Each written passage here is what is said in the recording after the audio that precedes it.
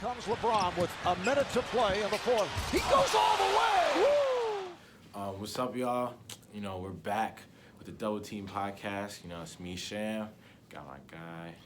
No, it's Jared. No, me. You already know who I am. I don't gotta keep introducing myself, but yeah, we back at it, and got some topics for y'all. Just, kind of have a little discussion. Know what I mean? So let's hop into it, bro. So All-Star Weekend. What was going on with you, bro? All-Star Weekend. I think this was a good All-Star Weekend. I'm always looking forward to just like the All-Star game. Like that's just really what I'm waiting for. But I mean, everything was entertaining. Like the 3-point contest was good. My man's Buddy Hield won. That's been like I've been a big fan of Buddy Hield since like college. Like when he used to go to Oklahoma. So I saw him win 3-point contest. And what's crazy was like not a lot of people was like saying he was ready to win. Everybody was saying even Devin Booker was gonna win or Trae Young was gonna win. But Trae Young did horrible. Trae Young got 15. was selling. I was like, bad. damn.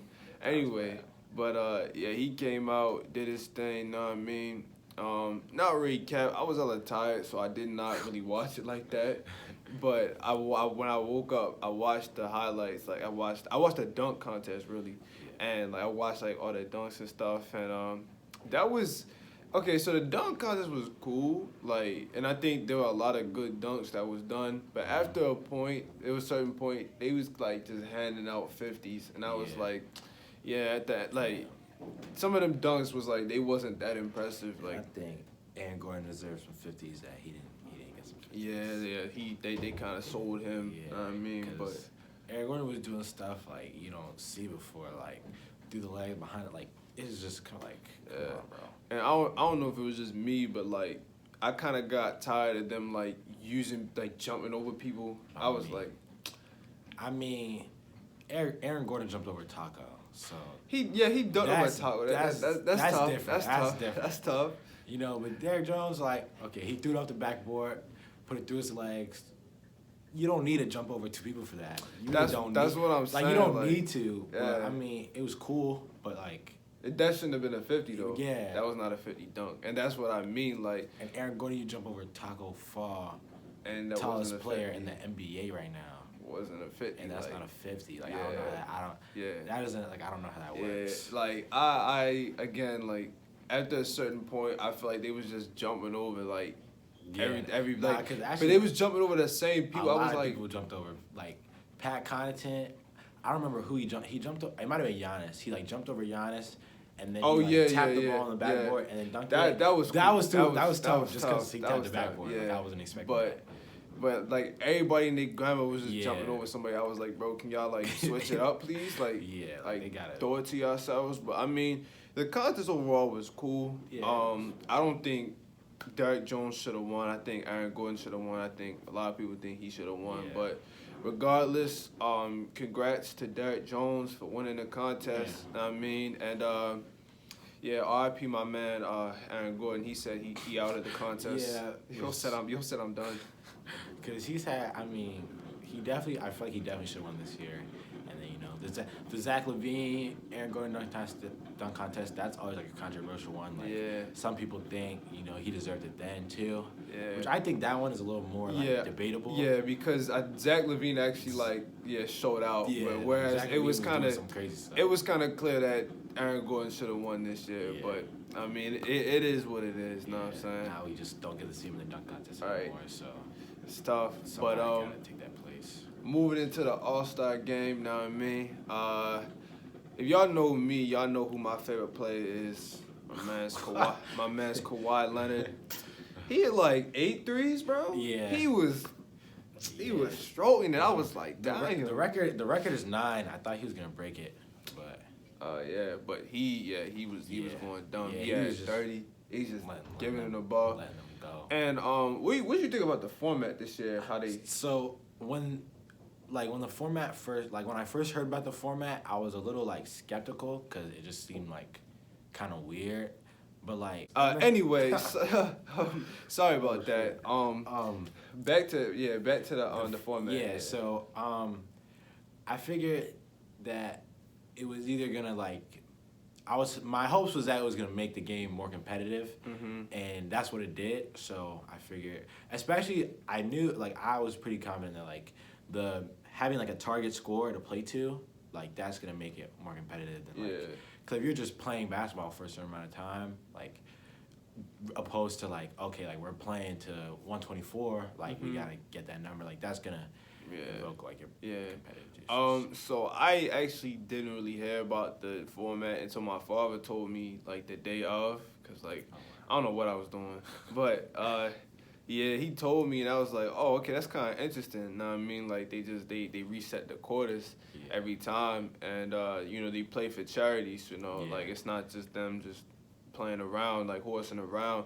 And you know it still had its all-star game qualities. Like it was times where they was just dunking and doing whatever, and I was like, okay, it was kind of boring. But I mean, as long as you know people are entertained and like you know I thought it was a good way to switch things up. You know what I'm saying, and just kind of get away from the regular format and kind of try something new. Cause I mean after a while that get kind of boring. You know what I mean, so. Yeah, overall, I think it was cool. You know what I mean? But again, I didn't really. I kind of watched it, but then I kind of didn't watch the game because like, I was just kind of tired, and I was like, once it got to the fourth quarter, like I was locked in because that was when like the All-Star game should be like the best like pickup game like you can watch because all the best players in the world like playing hard and like wanting to win, like that's good basketball. So the fourth quarter was really great to watch because everybody was like playing like up to like the moment. You know, it's like it's a million people in the arena right there in Chicago. Like y'all should be like turning up, and so that's what it was. And like everybody was playing defense, everybody was playing hard, and like it was like a real like basketball game. You know what I'm saying? So that was like that's tough. That's tough. So overall, I'd give this All-Star weekend like I give it a 7. A 7.5. I give it like I give it like an 8. Just because the All-Star game was like really good. Yeah, that's cool. I think it was better than last year. Oh yeah. Yeah, but yeah. Other than that, that was really it for All-Star weekend. We can kind of move into the trades now if you want to. So, I think one of the major moves was D'Angelo Russell going to the Timberwolves. Yeah. I mean, and then Clint Capella going to the Hawks. Yeah. So, me personally, I want to give a big shout out to the Hawks. The Hawks, the Clippers, and the what is it? The Hawks, the Clippers, and the what's the team I just said? Oh, the Timberwolves. Yeah. Want to give a shout out to those because first off, the Timberwolves finally got rid of Andrew Wiggins. I wasn't really buying into Andrew Wiggins like that. I didn't think he was going to be the piece that needed to propel that team into a playoff hunt or you know anything of prominence for that franchise. And then also they got a point guard back that they really needed because they really needed a point guard. Badly.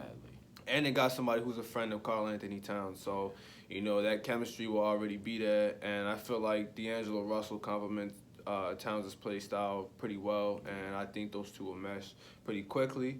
For the Clippers, they got Marcus Morris, somebody who I think is very versatile, can space the floor, a switchable defender, just somebody they overall really upgrade from Maurice Harkless. So, and another scoring option. I mean, they got Kawhi, Paul George, Lou Williams, and Montrezl Harrell, and now they got Marcus Morris. Know what I mean? Scary. Know what I'm saying? So they really building their team up, and then the Hawks, definitely the biggest winner I think of the trade deadline.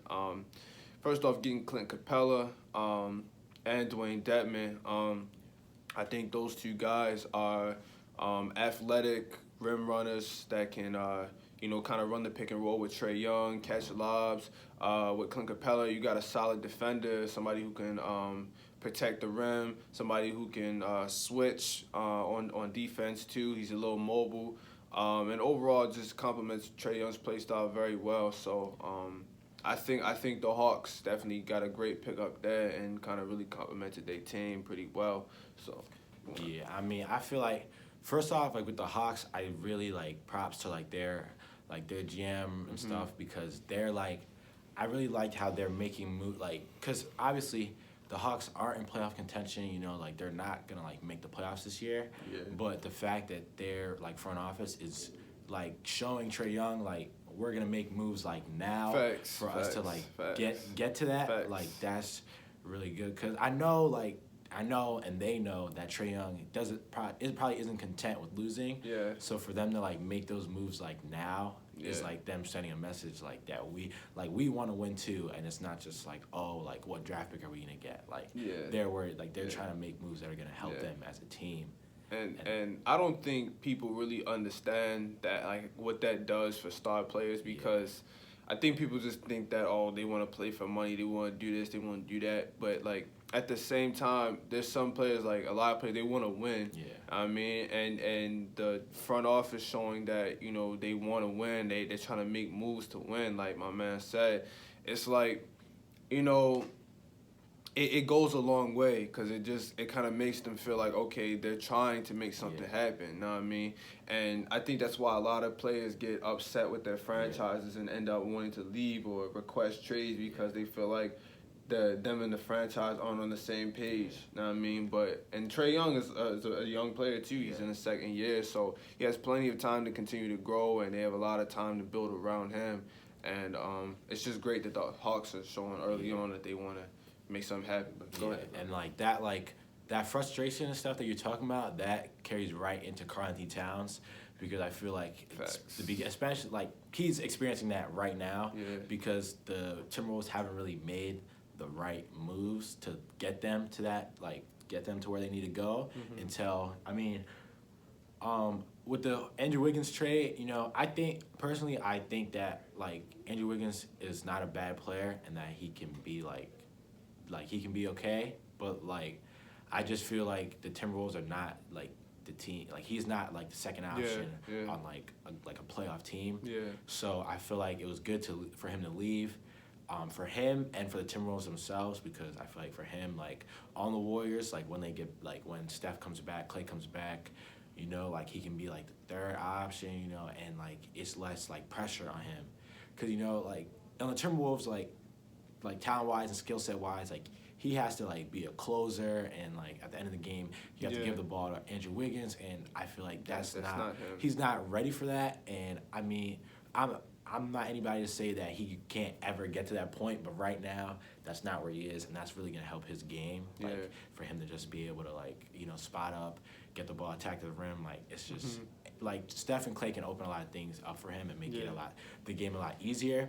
And then on the flip side with the Timberwolves, I mean, just from like not even from like a basketball standpoint, like Karl-Anthony Towns, D'Angelo Russell, and Devin Booker are like best friends and like have been friends for a long time, and like to get to so I mean just to get to like play with like someone that they had like that type of bond, like that can really like that can make it so much more enjoyable and like just take away from the frustrations themselves from that. And then from like a basketball standpoint, like D'Angelo Russell can really can help his game. Like D'Angelo Russell is like pick and roll heavy, but so they can run that pick and roll. He can shoot the ball really well, so that's like makes the spacing for Karl-Anthony Towns when he wants to operate down low and just it's a good move. Yeah. Have that, like you said, in pick and pop situations. I mean, and like again, like what you said with the frustrations and stuff. It's like a lot of stars. They just again when they feel like the Timberwolves, and I feel like they tried to make something happen when they got Jimmy Butler. I mean, but it just didn't work. Like again, and again, when we talking about how people be on a different page, it was clear that Jimmy Butler was on a completely different page than everybody else in the Timberwolves organization. Know what I mean? So and it wasn't working out, which is why they decided to trade him. And then on top of that, again, like what you said, just like it just that system wasn't for him. Like that whole. Running up and down type of play style, that whole space in the floor, that's not Andrew Wiggins' play style. So I think why he was struggling and why it just didn't work is just because that's not the type of player he was. So, and again, just overall, they got somebody that they needed, and hopefully Yeah, hopefully they can make something happen. They haven't had a guard, like a good point guard in a long time. Yeah. Like Jeff Teague's the last point guard that I can remember. And Jeff Teague is cool, but he's not. It's just his time's past. Yeah. But let's get to okay. So for the most part, and I will say this, most of the teams that made moves during the trade deadline, I don't think there was any like flat out losers. Like I feel like everybody made moves that was necessary to their team, and a lot of people kind of made moves that opened up their team and kind of made moves that I understand that made sense. That was like, okay, that makes sense. However, there was one trade that I didn't really get. So you know the Pistons and the Cavaliers, bro. Oh, yeah. So Andre Drummond, right, and I listened to this other podcast, and this man was talking about this too.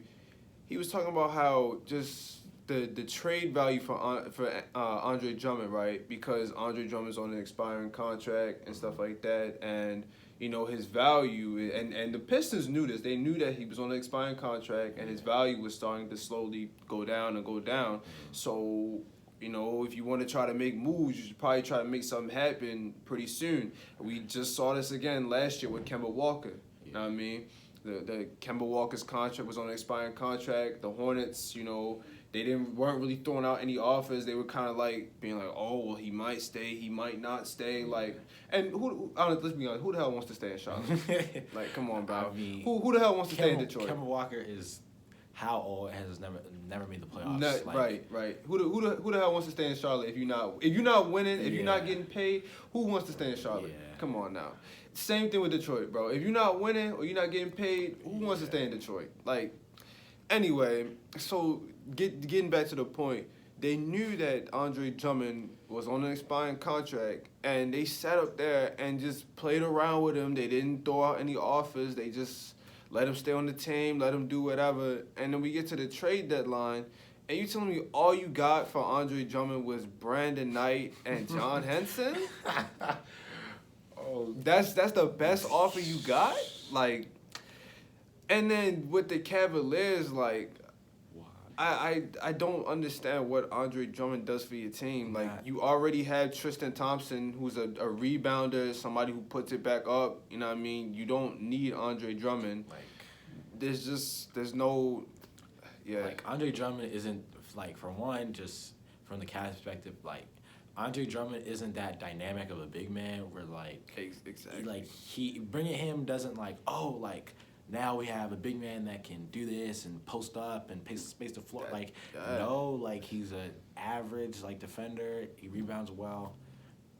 Tristan Thompson does that. Not really, yeah. Like, Tristan Thompson does that. And then from the Pistons, like, y'all gave up, like, your, like, I mean, not really your best player, but your best big for, like, something that doesn't help your terrible team. Yeah, and then, I mean, and they're like that trade is just like mind-boggling because I've never seen a trade where like it didn't do anything for either team. I've seen that before, and I'll get to that. But like go ahead. That's just like I don't know what that did, and I don't know. I mean, I feel like you said, like most of the trades like during this trade line before the trade deadline and stuff were like good trades and like did things for both teams and stuff, but I'm also like a little I guess skeptical or like I don't really understand the point of the Rockets trading away Clint Capella because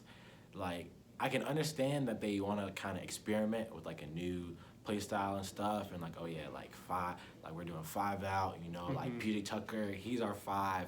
Robert, I really like the acquisition of Robert Covington, like for their team. Yeah, definitely. He fits their team extremely well, and like he's like the embodiment of like 3-and-D. Yeah, so like I really mess with that move, but then you get rid of your only big man, your best big man. He's young, he's good, like he's like progressively like getting better. Like you know he's like he's just a really solid like big man, but like.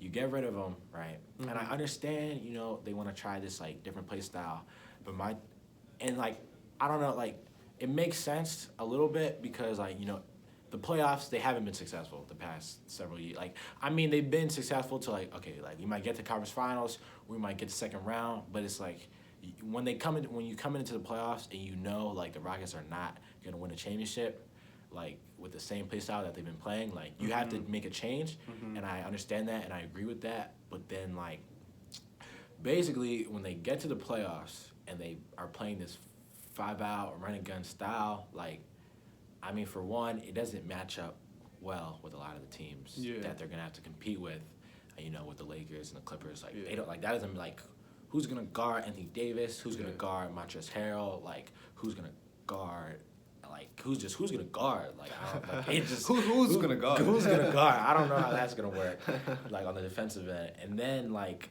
if it doesn't work, like there's nothing you can like go to. Like right now they are forced to play one style of basketball, which is how they played before. It was one style of basketball and they couldn't go to anything else, and now they still can't go to anything else because they got rid of the players that they could like. Now if they just got Robert Covington and didn't get rid of Capella, at least like okay, like we could try and use both of them, or we can switch it up in the playoffs. Like they could be a little more versatile, but now like it's just or like it's the one way or no way. Like it's you took the words right out my mouth. Like I feel the exact same way. Like I feel like that certain dynamic they had of the pick and roll with Capella, getting the switch, and then like Harden driving in the lane, and then collapsing the defenders, and then just lobbing it up to Capella. Like I feel like that dynamic is really gonna be missed. Yeah. And again, getting to your point of just that play style, it's like there's a reason why Mike D'Antoni has never been to the NBA Finals. Yeah. There's a reason why James Harden and Russell Westbrook haven't been to the Finals since they played with Kevin Durant, and it's just because that play style that the Rockets run, and this is actually excluding Russell Westbrook because this is his first year here, but that play style that they run is just not conducive of winning because it's so predictable. Like you literally just pick and roll, get the switch, and then let him ISO. And then if he's having an off night, it's like, you don't really have nobody to go to, you know what I mean? And again, I really like the addition of not Clint Capella, Robert Covington. Again, a 3-and-D player, somebody who really embodies what they need on that team. But again, I think that dynamic that they had, it's gone now. And again, with the matchups, it's like, you have a lot of issues with that.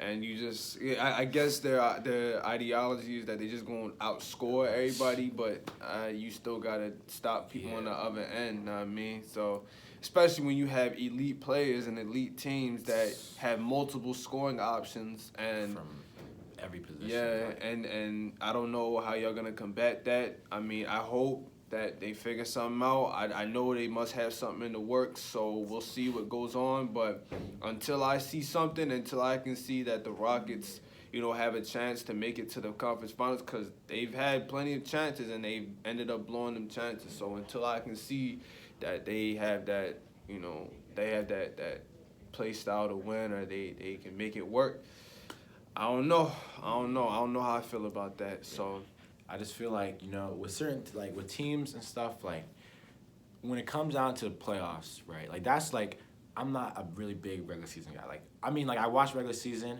but I'm watching regular season to see, like, when it gets to, like, close games and stuff, which is what the playoffs are. Like, when the playoffs, when it matters, it's them close, like, fourth quarter games. It's like, okay, like, this is their best player. Like, what is he doing in the fourth quarter? Like, that's how I really, like, look at things. And it's, like, when like certain teams, like if you don't have something you can go to like consistently, or something you can like kind of do to like switch it up when the fourth quarter comes, or like really like when playoff time comes, and it's really like that like gritty style of basketball where like everybody like wants to win and everything's on the line. Like if you don't have something that like you can kind of like change and go to, like if you can't really make adjustments as a team, then I think that's like why you can't really get to the finals. Like, and you can see that like with the Raptors last year, like they like had a versatile team and they have someone that they can go to at the end of the game. Like you can give Kawhi Leonard the ball, he's gonna make plays. Like like they have a bunch of players that can make plays at the end of the game, and that's like what matters. But then on the other end of the ball, they have players that can make plays at the end of the game defensively, and like your best player like has to be able to like take over the games, and like especially it's even better when it's on both ends of the floor, which is like someone like Kawhi, you know, like and that's like, you know.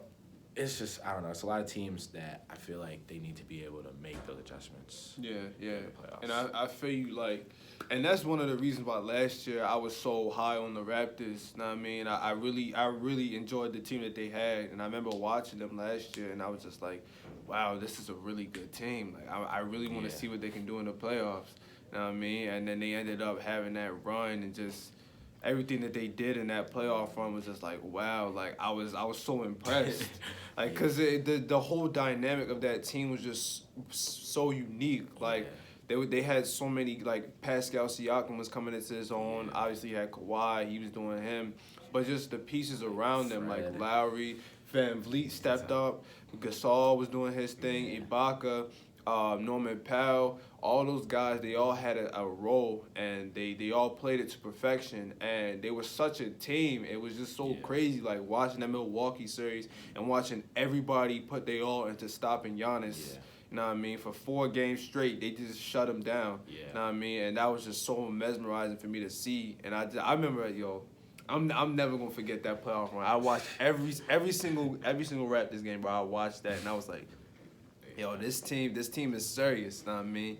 And again, just that versatility, like you don't even need a bunch of stars, you know what I'm saying? Like you don't need that. I feel like you need just a cohesive team, a team that knows what their identity is and plays it to perfection, and is versatile as well, and has an agenda of, you know, stopping somebody or has that goal of playing their role to perfection, which is why I think you see teams like the Raptors or the early 2010 Lakers, like, you know, back when they was back to back with Kobe, you know, Kobe was really the only like substantial player they had on that team. Everybody else was, of course, you had Gasol, Ron Artest, Derek Fisher, you had Lamar Odom, you know, Trevor Ariza, all those guys, but they were all good. They were all great role players. You know what I mean? And I feel like I say all that to say that Houston doesn't really have that dynamic team. They don't have those role players. Like, they have a bunch of role players that do the same thing. Like, they're just a bunch of catch and shoot players. And I'm like, well, y'all already have that, so why don't y'all try to switch it up? Why don't y'all try to get some more dynamic players to kind of add to y'all team, so that when that catch and shoot style doesn't work, and when that isolation drive and kick doesn't work, they'll have something to fall back on. You know what I mean? And I think like that versatility, and like when it comes to playoff teams and winning championships and stuff, like that versatility is really important. Like being able, like basically just players that are good at more than one thing. And like, you know, of course you need like guys like, okay, like this guy can shoot, this guy can do this, that, and the third, but like you gotta be like a semi-versatile team. And then, like, you know, you always need someone that you can, like, trust, like, at the end of the game to, like, make plays and, like, create for themselves. Like, you have to have someone that can – you can't win a championship if you don't have someone that can create for themselves and for others. Exactly. And I feel like that's like, to me, that's, I think, is what's holding, like, the Bucks back. Because, bro, like, Giannis, no matter – like, he's a great player, like, a really great player. You know, I like watching Giannis, but it's like when the game comes down – you know, fourth quarter, like everybody's here, like they're walling up, and you can't do anything else other than I'm a Euro step, come through, and there's like 3 people in there, and like okay, like but they're not leaving Chris Middleton because he's the other shooter. So when you throwing it out, or I mean, you can't go up on this many people, and then he's throwing it out to someone who can't knock down that shot. Like that's the problem. Like Giannis doesn't have like a half court game. Like he's like, you can't give Giannis the ball and he's gonna go boom boom boom. Like for example, like just like KD is someone else like his size. You give KD the ball, he can bing bing bing, create a shot, boom, game. Like take somebody, like he can take over a game.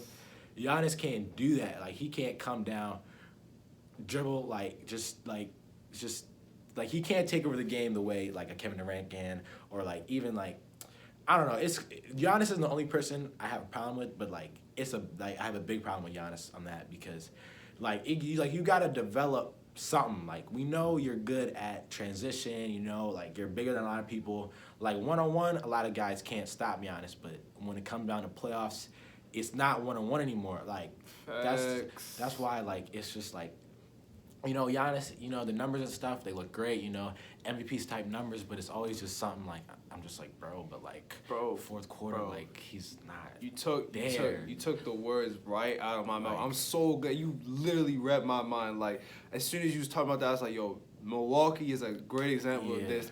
And I know for a fact that them losing Malcolm Brogdon is them losing Malcolm Brogdon, that might cost them Giannis. It might cost them Giannis. That made it even worse because Malcolm Brogdon, like, I mean, he's not like, okay, end of the game, give it to Malcolm Brogdon. Right. He's gonna win the game, but like he was someone that was dynamic. Right, and he could he played really good defense and he was like solid. Like he was a solid point guard. Like he could have like made a big difference. And why they decided to let him walk and not trade Eric Bledsoe, like that doesn't. And what was Eric Bledsoe really doing in the playoffs? Not a thing. Right, but again, back to the idea that like teams just have one, like you have that one player that's like you don't have that dynamic team around them. It's like that doesn't win nothing. And again, like what you said with like guys like Ben Simmons, guys like Giannis, guys like James Harden, guys like Russell Westbrook. It's just that when you have that one-dimensional play style and then you have that one-dimensional team, it's like that's very easy to stop in the playoffs. Like if you have enough pieces to stop that, then it's very easy just to shut that down. And then once you cut off the head of the snake, it's like like they don't know what else to do because the whole regular season, it's like, okay, like I mean Giannis, he's just gonna go in, and he's gonna score at the rim, and you know occasionally we're gonna knock down a shot every once in a while, but like when like they come down to like real defense and they're really like they're just walling up on Giannis. They're not used to that because nobody does that in the regular season because they're just saving it for the playoffs and like you can see like every team will do that and some teams just aren't deep enough to like do it like well, but like any championship caliber team can do that. And like that's why like the Bucks are not about to win a championship this year just because like. Facts. And I vividly remember on Christmas I was watching the Bucks and the 76ers and they was just throwing Embiid and Simmons at Giannis. He was struggling. And that's what I mean. Like, and that was a regular season game. You know what I'm saying? Like, like in the playoffs, you know, if this happened in the regular season, just imagine what's going to happen in the playoffs. And especially like a team with the 76ers where they're not even like that good. Like, I mean, they're a great team, but they're a good team. I think they could, you know, definitely get far in the playoffs, but not a championship caliber team. I don't think they're there yet. But just seeing Brett Brown throw Embiid and Simmons at Giannis, and Giannis was he couldn't he couldn't do none of that because it was just. He was there. Like Embiid was there, Simmons was there. It was like, no, you're not doing that. And then after once they took that away, it was like Milwaukee had no answer. That's their game plan. You know what I'm saying? So you have to develop outside of that. You know what I mean? And if it's gonna be just you, then you have to make sure you have a dynamic enough play style to where if they take one thing away, you still have something else to fall back on. You know what I mean? If they take the paint away from Giannis, he don't really have nothing else to go to. You know, like maybe some like I'm saying a post game like something. But I think another problem is like the Bucks think that like I mean my only assumption can be that they think that like Chris Middleton maybe can be that closer, but like he can't. He's just not that like dynamic. Like he's not like a bad player or anything, but he would be better as like maybe like the third best player. Just not like the go-to. Like he's like, okay, like it comes down to the game. All right, Giannis tries to make a play. He can't. Okay, he gives it to somebody else. Boom, they try to make a play. They can't. Boom, they give it to Chris Middleton. He can knock down that shot. You know, he can, one dribble pull up. Like, but he's not about to, give it to Chris Middleton. He's going to win us this game. Like, he can't do that at all. And like with Giannis, like you can see it, like just I've just really noticed it, like like fourth quarter games and stuff, like when it really comes down to it, like you can see it like last night, like in the All-Star game, like they're just like okay, like we've been letting you dunk all All-Star game because the All-Star game, but now I'm gonna sit in the paint and I'm here and you're not about to score, and you can see it like, and I mean he's not the only player like that. Where I feel like it's just like closing is their problem. Like I'm not like okay, y'all know this. I talk about this all the time. I'm a Lakers fan, but I feel like when it comes to LeBron James, my only criticism of LeBron James is his play in the fourth quarter, and he just it's not even that I don't think he's capable. See, this is there's a difference. Okay, I don't think the LeBron fans gonna be happy with that. I'm sorry, but Giannis, literally right now, his game is just not developed enough. Like he's literally just skill wise not capable to take over a game in the fourth quarter.